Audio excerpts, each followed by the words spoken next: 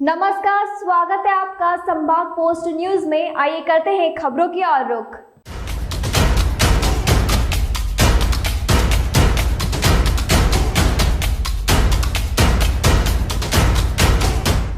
मंगलवार को कलेक्टर कार्यालय में हुई जन सुनवाई के अधिकतर मामले जमीन से जुड़े हैं।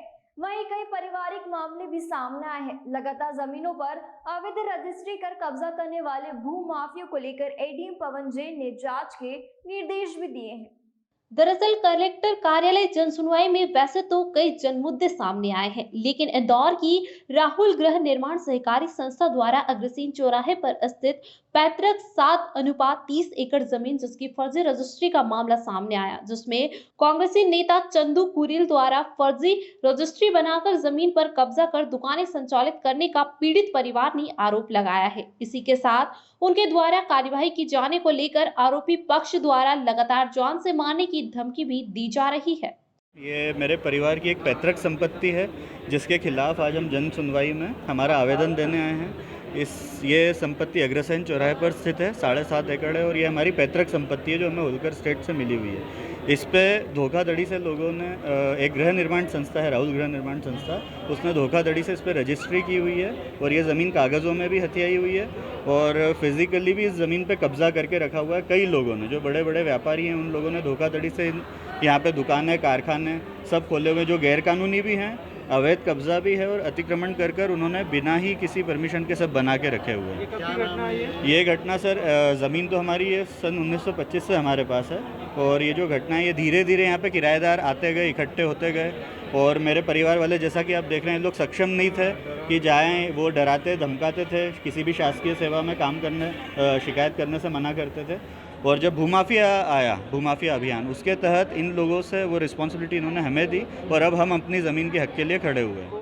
वहीं दूसरा मामला 5 साल की बेटी नेहा यादव को लेकर आया है। जन सुनवाई में पिता का कहना है कि मजदूरी करने चले जाते हैं, घर पर कोई नहीं है, माता का टाइफाइड के चलते स्वर्गवास हो गया था और घर में बच्चे को संभालने वाला कोई नहीं है। ऐसे में पिता जन सुनवाई में बच्ची के पढ़ाई लिखाई के लिए हॉस्टल में भेजने की मांग को लेकर आए, जहां एडीएम ने उनकी आर्थिक स्थिति को देखते हुए बच्ची के लिए हॉस्टल और पिता के लिए गार्ड की नौकरी के लिए निर्देश दिए।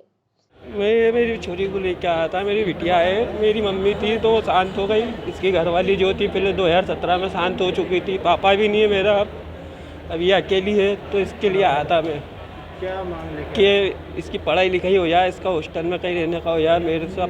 मेरा मजदूरी करता हूँ मैं, और इसके अलावा इसकी पढ़ाई के पैसे कहाँ से क्या करूँगा, इसको कहाँ रखूँगा, किराया कैसे क्या भरूँगा, कुछ भी नहीं मेरे पास। तो क्योंकि अभी कलेक्टर साहब ने बोला है कि इसको हम हॉस्टल में डलवा देते हैं, पढ़ाई लिखाई का इसका हम उठा लीजिए, बाकी आपकी जो है बेलदारी से सिक्योरिटी गार्ड की वो करवा देते हैं नौकरी, तो आप वो कर लोगे। तो मैंने ठीक है, वो कर लूँगा मैं। वहीं एडीएम पवन जैन ने बताया कि जन सुनवाई में आए सभी मामले की जांच कर संबंधित दोषियों पर कार्रवाई के निर्देश दिए।